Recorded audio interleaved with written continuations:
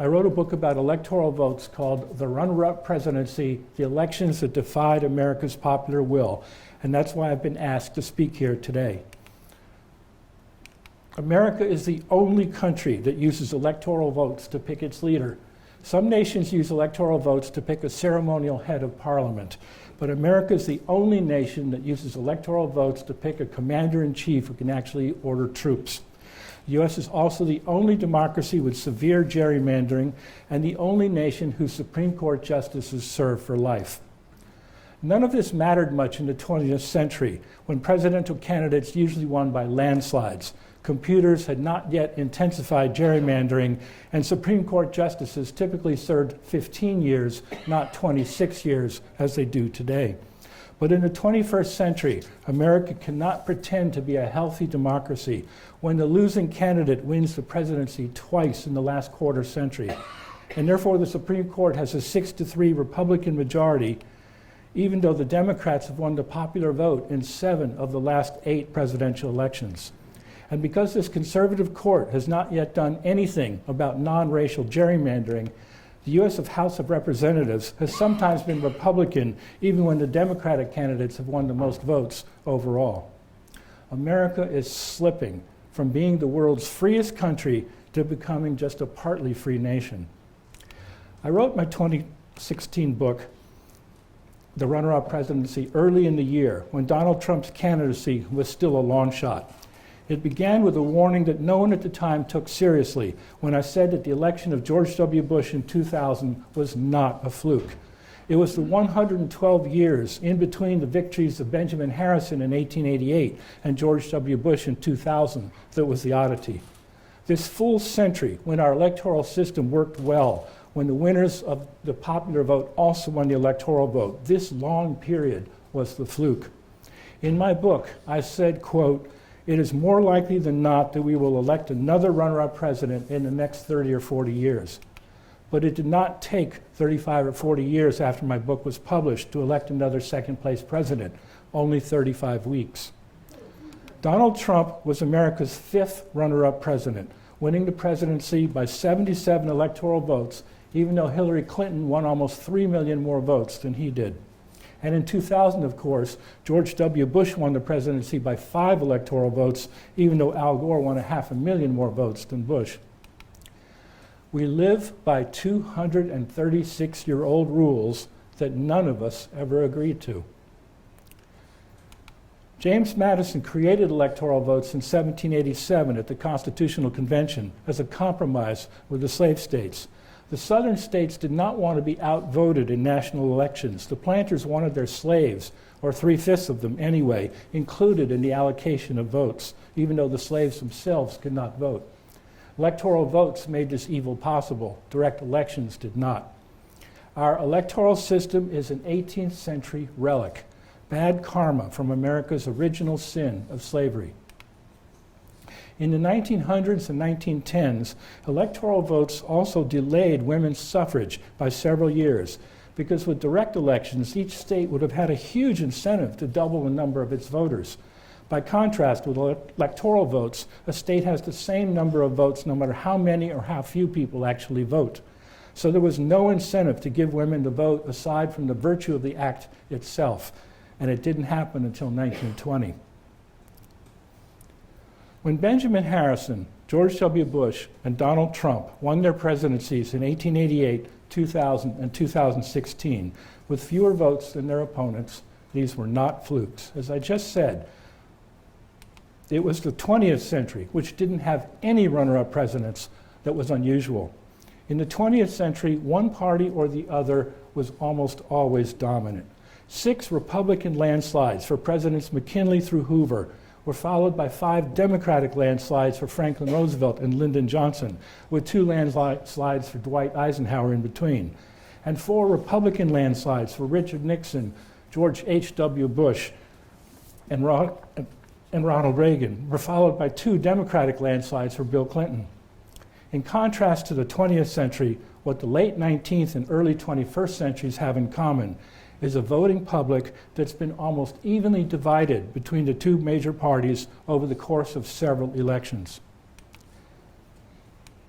Of the 11 presidential elections since 1850, where one candidate has come within 3% of the popular vote of another, 5 were in between 1876 and 1892, and 3 were in 2000, 2004, and 2016.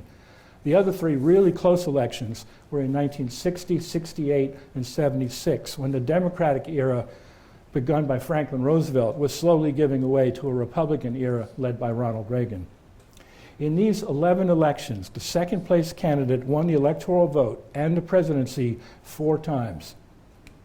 Using this fact and math that I won't trouble you with, there is about a 9% chance, a 1 in 11 risk during each presidential election that the runner-up candidate will win the electoral vote and the presidency.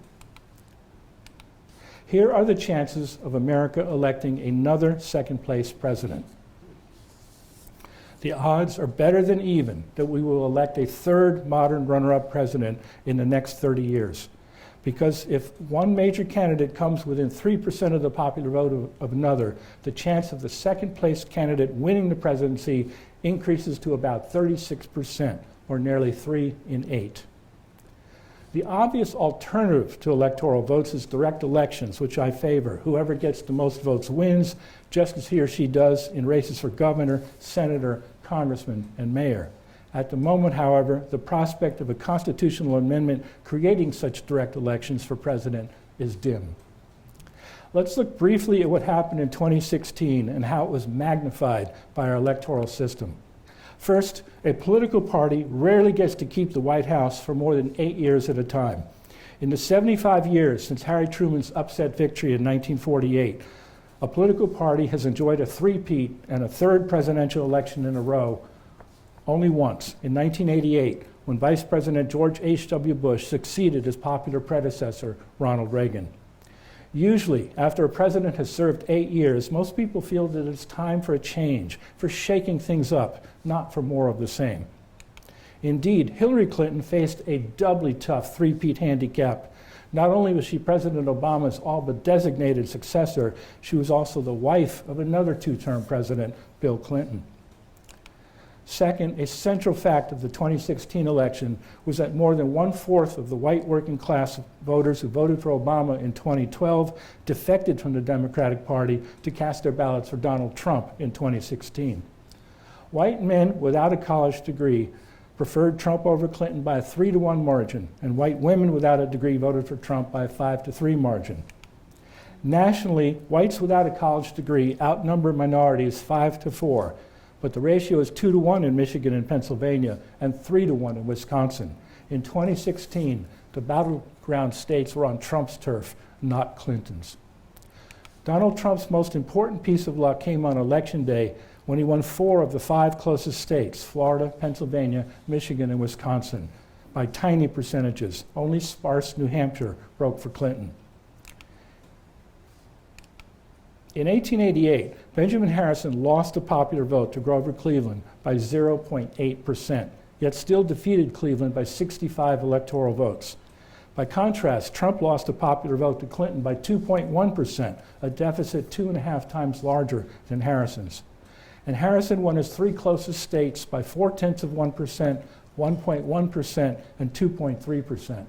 Trump, however, won his 3 closest states by 0.2%, 0.7%, and 0.8%. Never before has a candidate won such an enormous electoral vote victory with such tiny popular vote margins. The vote could actually be more distorted by 2024. Suppose that Latinos and young people in California and Texas vote in larger than usual numbers, and that the Democratic presidential candidate receives 1 million more votes in California and 1 million more votes in Texas than Hillary Clinton received in 2016. It won't help. 1 million more votes in California wouldn't lead to a single extra electoral vote there. The number would still be 54. And 1 million more votes in Texas wouldn't be enough to snatch even one of Texas's 40 electoral votes away from the Republicans. In 2024, it is possible that the Democratic candidate could lead President Trump by 5 million popular votes and still lose the election. I'll discuss how to reform our electoral system later, but first, I'd also like to talk about gerrymandering. The United States is the only democracy where legislators draw contorted districts to ensure their re-election. In Canada, Britain, and Australia, the districts are all drawn by nonpartisan commissions. And this slide here shows you the first gerrymandered district in Massachusetts in 1812. The governor of Massachusetts was Eldridge Gerry, one of our founding fathers. He had misgivings about this district, but signed the legislation anyway.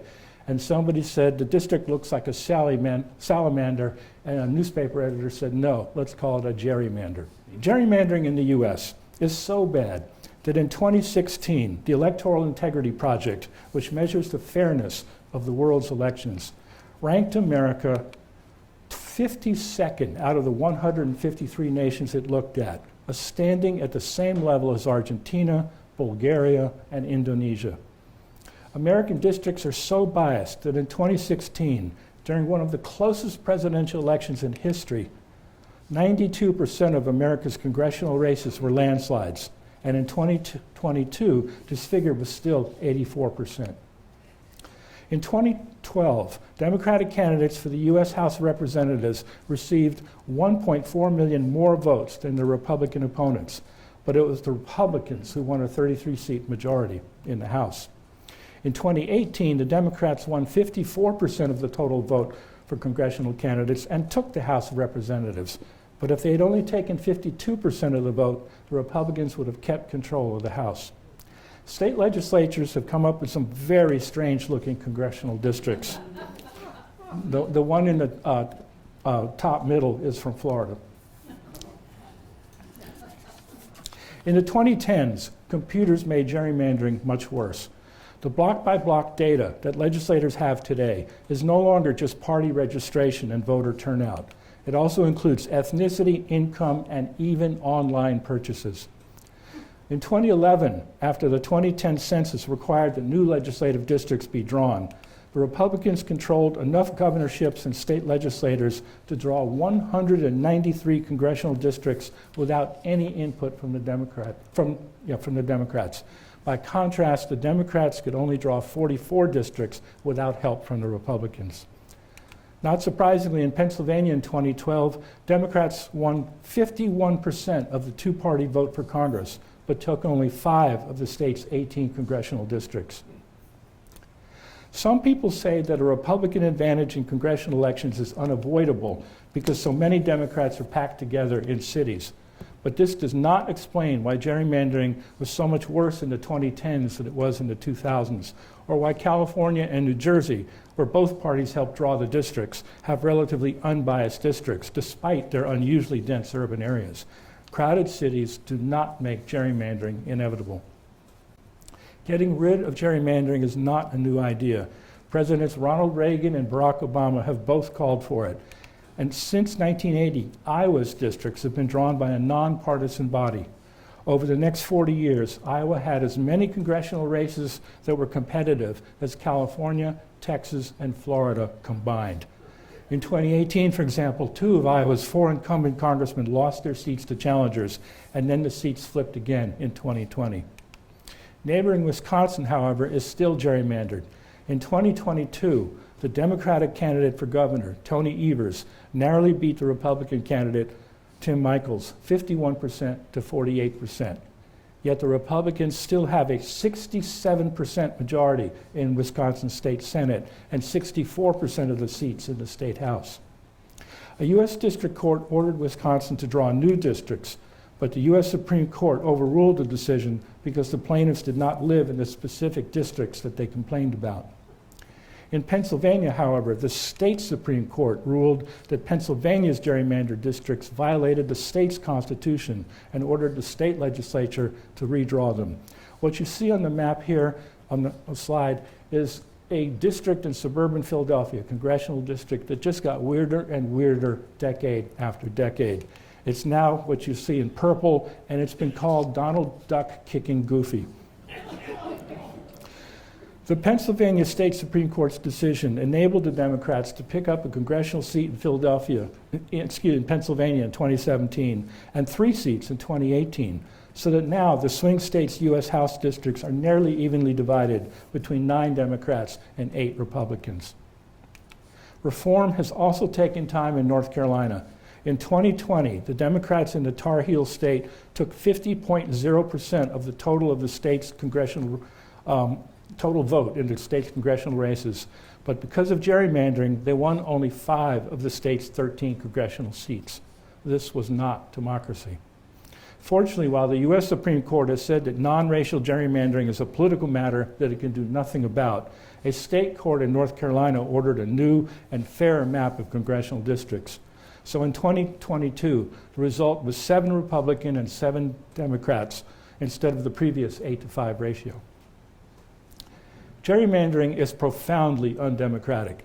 51% of a state's people should not have 100% of the state's power for a decade after a census.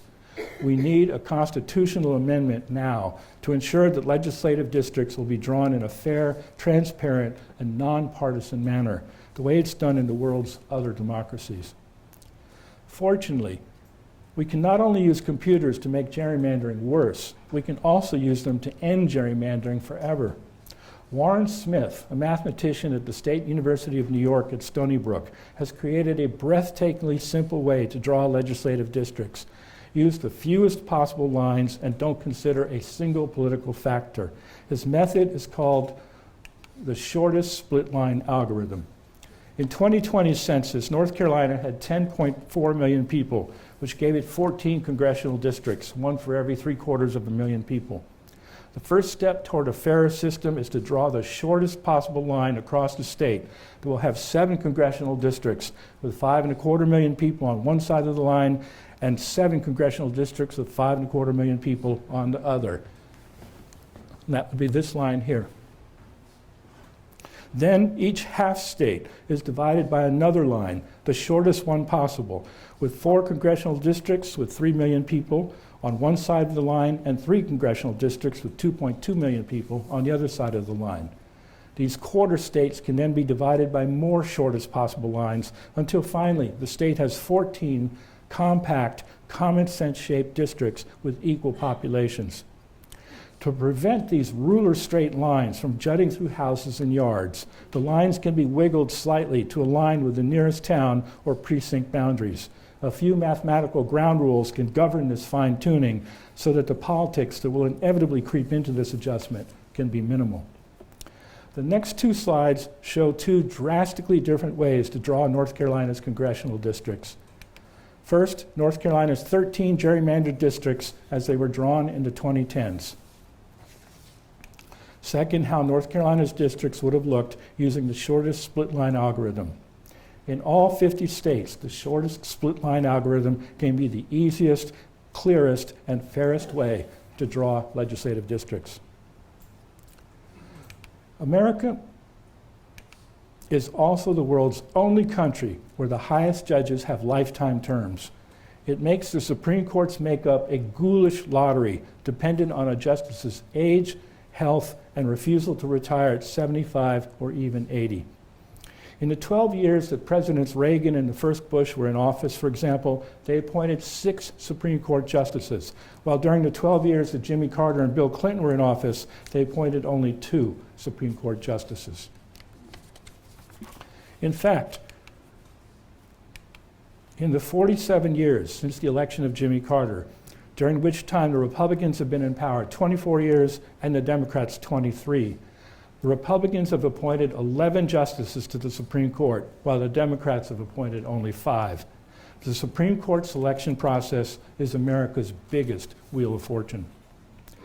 The Democrats today have won the popular vote in 7 of the last 8 presidential elections, yet there are 6 conservative justices on the court. Modern Supreme Court justices live longer and serve longer than their predecessors. Until 1970, the average justice retired at 68 after serving 15 years. Today, she retires at 79 after serving 26 years. Clarence Thomas, for example, has been on the court for 32 years, but shows no sign of retiring soon. Yet the Supreme Court's membership is too important to be left to chance. It is time to amend the Constitution to limit a justice's time on the bench to 18 years. Why 18 years and not 16 or 20? Because 18-year terms would allow a president to appoint a new Supreme Court justice every 2 years, like clockwork, every odd-numbered year, 9 justices every 18 years. So each president would get to appoint 2 justices during a 4-year term and 4 justices during an 8-year presidency. What about the current justices who are already on the court for life? They would be grandfathered in. They would still serve for life, but when they died or retired, they would not be replaced. Instead, presidents would start to appoint new justices regularly every odd-numbered year. The oldest justices could be encouraged to retire in the summers of odd-numbered years, but if they declined to be helpful, the Supreme Court could temporarily expand to 10 or 11 justices for a few years until the number settled back down to 9.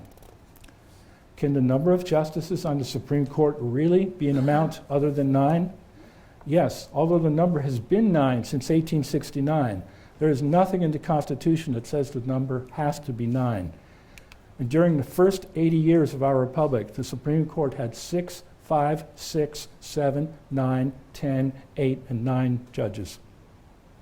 On March 3rd, 1837, during the last day of Andrew Jackson's presidency, Congress passed a law changing the number of Supreme Court justices from 7 to 9, and Jackson appointed 2 men, and the Senate confirmed them, all in one day. European nations have mandatory retirements for their top judges at 65, 70, or 75. So does Canada, where it's 75. And of the 50 U.S. states, only Rhode Island gives life tenure to its high court judges.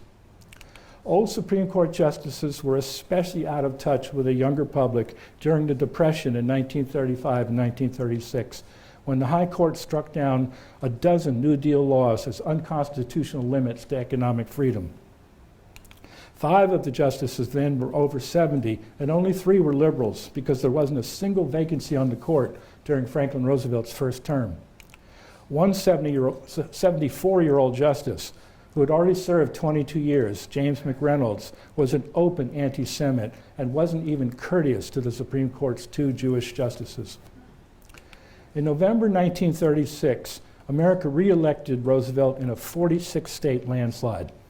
But Roosevelt was worried about the fate of the Social Security Act, among other new laws, and 3 months later, in February 1937, he proposed a plan to enlarge the size of the Supreme Court by 6 justices.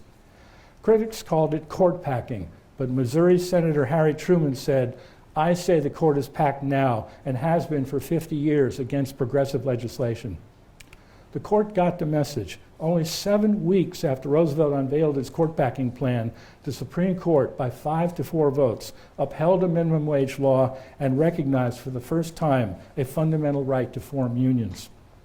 Southern senators had been cool about the court-packing proposal, and the new 5 to 4 decisions killed any chance of Roosevelt's plan getting out of committee. President Roosevelt's failure to enlarge the Supreme Court in 1937 has discouraged future generations from reconsidering the issue of how many justices should be on the court. But when Roosevelt thought he had a right to appoint more progressives to the court, the Democrats had won only 2 of the last 5 elections. By contrast, the Democrats today have won the popular vote in 7 of the last 8 presidential elections, so any case for enlarging the court now is much stronger than it was in Roosevelt's time. But rather than pack the court, what we really need is a constitutional amendment to limit the justice's term to 18 years. And perhaps it can be a bipartisan measure if the effective date of the amendment is 4, 8, or even 12 years after the amendment is ratified. Think of it. If an amendment is passed in 2024 or 2025, it need not take effect until 2030 or 2035. This way, the 18-year term limit would simply be a matter of good government. Indeed, to oppose an 18-year term, which specifically links Supreme Court vacancies to presidential elections, is like saying, we can't win as many presidential elections as our opponents, so to build a judicial majority, we'd rather take our chances with random deaths and well-timed retirements. No other nation gives its top judges lifetime terms, nor do 49 of the 50 states. Supreme Court justices should not be issuing rulings in their mid and late 80s. They are judges, not monarchs. 18 years on the court is enough. The best strategy for enacting electoral redistricting and judicial reform, once progressives regain a majority in Congress, is first to make Washington, D.C. and Puerto Rico states so that in the future the U.S. Senate will not be quite so stacked against the Democrats. Alternatively, this won't be necessary if North and South Dakota, each of which has fewer people than the Sarasota-Bradenton metropolitan area, agree to merge so that they would just have 2 senators instead of 4. And really, Dakota by itself is a way cooler name for a state than North Dakota or South Dakota. Second, if the Republicans won't help pass some constitutional reform, we should warn them that we can enlarge the Supreme Court to better reflect the popular votes of the last several presidential elections. Nothing in the Constitution says that the number of justices on the Supreme Court is up to Congress. And in the 19th century, Congress changed the number 7 times. In the 1860s, for example, Congress added a 10th justice so that President Lincoln would have a Supreme Court with an anti-slavery majority.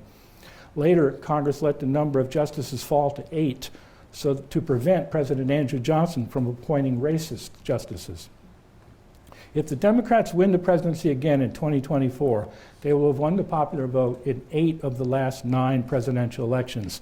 So if the Republicans continue to block constitutional reform, a Democratic president and Congress shouldn't hesitate to be willing to use their constitutional power to appoint more justices to balance the court. And then, with the prospect of an enlarged court evenly divided 6-6, the Democrats should, as an alternative, propose to the Republicans that they join them in amending the Constitution to 1, establish direct presidential elections with a runoff if no one wins 50% of the vote. A runoff will ensure majority rule and calm conservative fears that New York and California would dominate presidential elections. By the way, California and New York have just 18% of the nation's people, so they aren't going to dominate anything, especially when the states that border the Gulf of Mexico, Florida, Alabama, Mississippi, Louisiana, and Texas, have 17% of America's people, almost as many as California and New York. Also, when you hear that we have to have electoral votes because, quote, we're not a democracy, we're a constitutional republic, remind them that being a republic just means there's no king, queen, or nobility. That's it. Russia and China are republics, and they have constitutions too. Unless we're a democracy as well as a republic, we're no better than Russia or China. This new constitutional amendment should also provide for nonpartisan drawing of legislative districts in all 50 states, perhaps using the shortest split-line algorithm. This will restore real democracy. And finally, the new amendment should limit the terms of future Supreme Court justices to 18 years, which will standardize and therefore depoliticize appointments to the Supreme Court. Democrats should reassure the Republicans that they will live with a lopsided 6-3 conservative Supreme Court, even though the Republicans do not deserve such a majority because they have lost the popular vote for the presidency time and time again. But Democrats should warn the hidebound that if they won't support these 3 politically neutral, good government reforms, which need not take effect for 4 years, 8 years, or even 12 years after an amendment's ratification, then as soon as the Democrats get the chance, they will appoint 3 and perhaps even 6 more justices to the High Court. The International High Court of Justice has 15 judges. Why shouldn't the U.S. Supreme Court have the same number? Some people will say that adding new justices to the court will be constitutional hardball. Perhaps. But allowing candidates to continue to win the presidency with fewer votes than their opponents without even trying to reform our unjust electoral system is also constitutional hardball. So is confirming justices such as Neil Gorsuch, Brett Kavanaugh, and Amy Coney Barrett, when the senators from the populist states who voted against their confirmation won about 20 million more votes in their elections than the senators from the sparse states who voted for the justices. No one would drive a car for 2 years without giving its engine a tune-up. Why should we elect presidents and congressmen and appoint Supreme Court justices the same way for 2 centuries without giving our government a tune-up? Electoral votes, gerrymandered districts, and lifetime Supreme Court terms worked well enough in the 20th century, when landslides were common, computers were less powerful, and justices retired earlier. But today, when losing candidates win presidential elections, digital programmers draw increasingly unfair districts, and Supreme Court justices serve well into their 80s, the old norms have become a threat to our freedom. We need progress soon if America is to avoid backsliding to being just a partly free nation. We are not asking for the Russian Revolution here, just for some limited, sensible, and neutral reforms.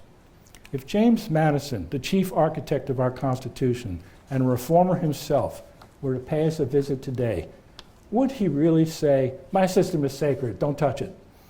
Or might he nod and smile and say, "Yes, if a few changes can make my system fairer, then of course, proceed"?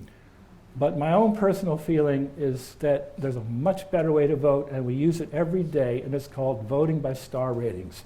We use it for hotels, movies, consumer goods, restaurants, and we get to put our enthusiasm or our lack of enthusiasm into the vote. And I've been wanting to give a talk on star ratings, and people don't know anything about it because no one's discussing it. But now that I've given 2 talks here, I would love to give a 3rd talk on star ratings. And people get ranked choice voting and star ratings mixed up because they're both reforms of how we vote. But in ranked choice voting, you're ranking, you're still not putting your enthusiasm into the vote. And the best example I like to give of star ratings is, imagine it's Germany in 1932, and Adolf Hitler gets 38% of the vote. He gets the most votes, and so he becomes chancellor. What if the other 62% of the Germans could have given him 0 stars or 1 star? And his average of stars goes way down, and he doesn't have the highest average of stars among the candidates, and someone else becomes chancellor. Think of the suffering that the world could have avoided if Germany just had a better voting system. And they've done computer studies. Actually, Warren Smith, the same man who proposes the shortest split line algorithm, has also been a big force. He calls it range voting, but I like voting by star ratings as a better name because that's what people are familiar with. And he's done a computer study. If there's 10 people running, how often do you get the candidate that most people are happy with?